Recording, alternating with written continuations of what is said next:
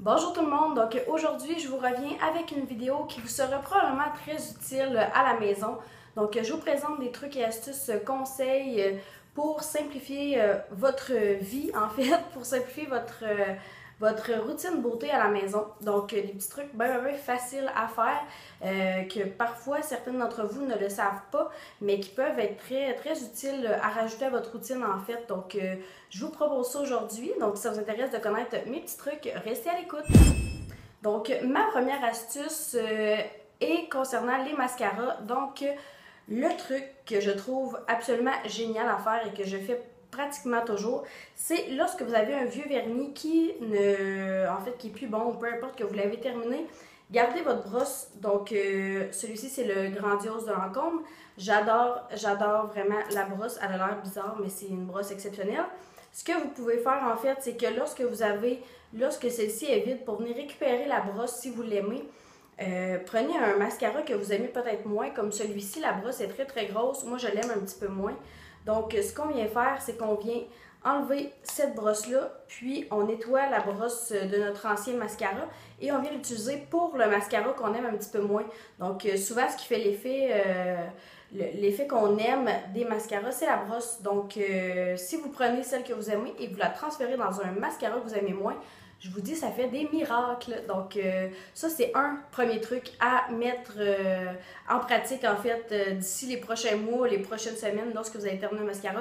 C'est comme un indispensable. Moi, je trouve ça vraiment cool à faire. Ça vous permet de récupérer un petit peu.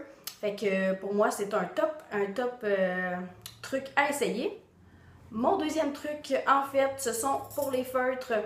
Une astuce, en fait, c'est pas vraiment un truc, là, c'est plus si vous avez des feutres, donc ça c'est un crayon à sourcils de chez Marcel. Si vous en avez pour les yeux, des eyeliners liquides en feutre, en fait, venez les appliquer, les insérer, en fait, lorsque vous les serrez dans vos tiroirs maquillage, venez les mettre l'embout à l'envers, donc comme ceci, vous venez les déposer comme ça dans un plat. Peu importe là, dans votre rangement où vous avez de la place, mais la tête en bas. Donc ça va permettre à l'encre de venir vraiment se déposer sur votre mine, sur le feutre en fait, puis ça va vous permettre d'avoir une utilisation beaucoup plus longue pour vos feutres, parce que des fois on pense qu'ils sont terminés, mais en faisant ça, ça vient leur donner une durée de vie encore plus longue, donc vous économisez de l'argent en utilisant vos feutres beaucoup plus longtemps avec ce truc.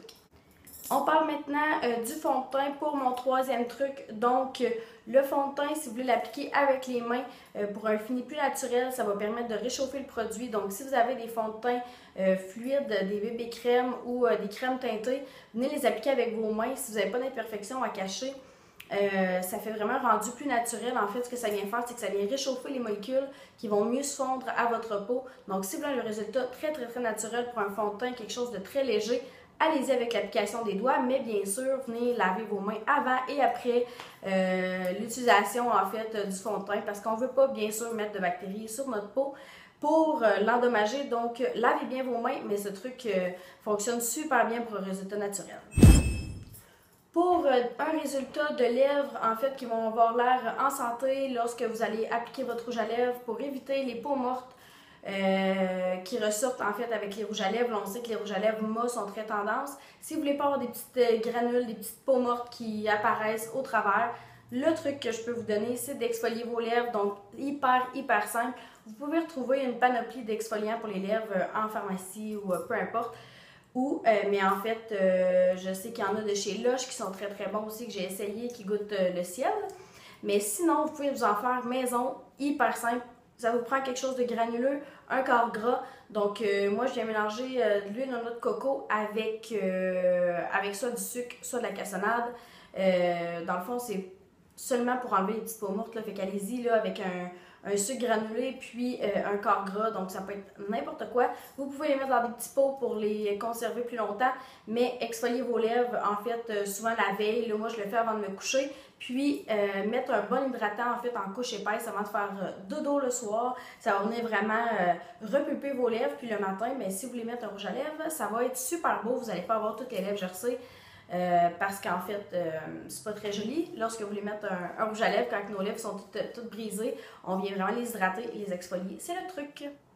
Un petit conseil que je peux vous donner pour les matins pressés, vous avez envie d'éveiller votre regard, Un premier truc que moi je viens toujours faire les matins de semaines qui sont difficiles, je viens appliquer un crayon couleur chair, en fait un beige, qu'on va venir appliquer juste dans la muqueuse de l'œil. Donc on vient appliquer ce crayon-là dans la muqueuse, ça va venir éveiller le regard, ça vient agrandir aussi les yeux, ça vient tout de suite donner un effet éveillé. Vous allez adorer ce truc-là. Moi maintenant je peux plus m'en passer.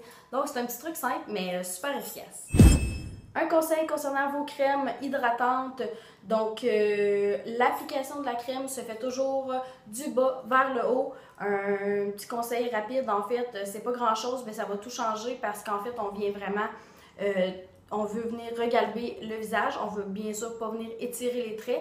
Ça a l'air un petit peu poussé, comme de dire qu'il faut vraiment les appliquer par en haut puis ça va tout changer. Mais en fait, si on vient à la longue toujours appliquer nos produits vers le bas, ce que ça vient faire, ça va faire descendre nos traits. Donc, celles qui appliquent, en fait, toutes celles qui appliquent des crèmes de jour, mais particulièrement celles qui appliquent des crèmes à base de collagène ou des trucs comme ça, on vient vraiment repulper le visage, donc on vient appliquer toujours la crème de bas en haut et non l'inverse. Un truc qui, selon moi, devrait être partagé par tout le monde, donc tout le monde devrait savoir ça, puisque, en fait, les gens ignorent pratiquement toujours ce détail-là. Lorsque vous utilisez une crème de jour, c'est vraiment important de ne pas venir dépasser l'ossature de l'œil. Donc, il faut vraiment l'appliquer, mais autour, ici, on ne touche pas avec notre crème de jour. En fait, ce que ça vient faire, c'est que souvent les gens, ils pensent qu'ils vont l'appliquer et qu'ils ne voudront pas se procurer une crème contour de yeux. Et les gens souvent nous disent « Ouais, mais c'est un coup marketing, en fait, vous voulez juste vendre une crème contour des yeux, puis une crème pour le visage, mais c'est vraiment pas ça. » En fait, les deux crèmes ont deux utilités très différentes. La crème hydratante va venir hydrater en profondeur votre visage. Donc, c'est très actif, c'est très concentré en actif hydratant, dans le fond, les crèmes de jour et de nuit. Donc, c'est important de ne pas venir dépasser parce que on va venir appliquer beaucoup trop d'hydratant sur le contour des yeux et c'est pas nécessairement bon. En fait, c'est très mauvais pour votre contour de yeux parce que c'est une peau qui est très fragile et très fine. Donc, elle va absorber vraiment l'eau encore plus rapidement que votre peau. Donc, qui dit absorption d'eau intense, dit gonflement. Donc, c'est pour ça que vous pouvez vous ramasser avec des poches, des cernes, en fait, que ça vient faire, c'est vraiment faire gonfler vos yeux. Donc, on veut éviter ça à tout prix. Donc, c'est important, c'est pas un coup marketing, c'est vraiment important d'avoir une crème contour des yeux, puis une crème pour le visage, mais surtout votre crème pour le visage, n'appliquez pas ça, genre juste en dessous des yeux, puis faire le tour, ça va juste rempirer. Au pire, mettez-en pas, mais mettez pas votre crème de jour là. C'est pas une bonne idée. Donc, c'est un truc que souvent les gens ne savent pas, mais que je pense c'est important de connaître. Donc, j'espère que ce petit truc-là va vous aider prochainement. Un autre petit truc que je vais vous donner concernant le soin contour des yeux pour vous aider à avoir un effet bonne mine intensifié en fait, c'est de toujours appliquer votre crème contour des yeux du coin externe vers le coin interne. Donc souvent on fait l'inverse parce qu'on y va sur le sens des aiguilles d'une montre, là, comme pas mal tout ce qu'on fait en fait. On pense que c'est comme ça qu'il faut l'appliquer. Par contre, c'est important de suivre le trajet lymphatique au niveau des yeux. Donc, ça va vraiment venir drainer le visage si on fait l'inverse. Tandis que si on fait le contraire, ça ne va pas vous aider. Ça ne va pas nuire non plus. Par contre, si on fait vraiment du coin externe vers le coin interne, ça va venir drainer vos contours de yeux. Ça va venir oxygéner le contour. Ça va venir donner un effet bonne mine, un effet d'éveil à votre regard. Donc, ça, c'est vraiment à faire. Donc, si vous n'avez pas ajouté ce petit truc-là à votre routine beauté, c'est maintenant le temps de le faire. Toujours avec un petit truc beauté rapide à venir ajouter. Dans le fond, c'est d'ajouter une goutte de sérum à votre fond de teint. Si vous trouvez que votre fond de teint est trop épais ou que vous avez de la difficulté à l'appliquer, qui ne fait pas un fini naturel, venez appliquer au lieu de vous en débarrasser. En fait, c'est une façon d'économiser et de un peu recycler, si on veut, de venir vraiment recycler vos produits au lieu de les jeter tout de suite parce que vous croyez que ça ne vous fait pas. Donc, un petit truc pour venir changer ça, c'est vraiment d'appliquer une goutte de sérum. Ce que ça va venir faire, c'est que ça va venir rendre le fond de teint un petit peu plus fluide. Puis, en même temps, ça va traiter votre peau. Donc, les sérums sont très concentrés en actif. Ce que ça va venir faire, ça va venir pénétrer en même temps, en fait, que vous allez appliquer votre fond de teint. Donc, ça, c'est génial.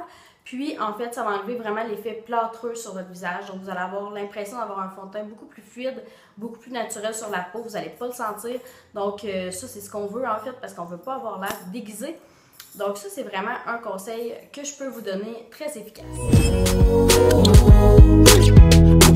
out tonight, but I can't take one, can I take all? I can't choose.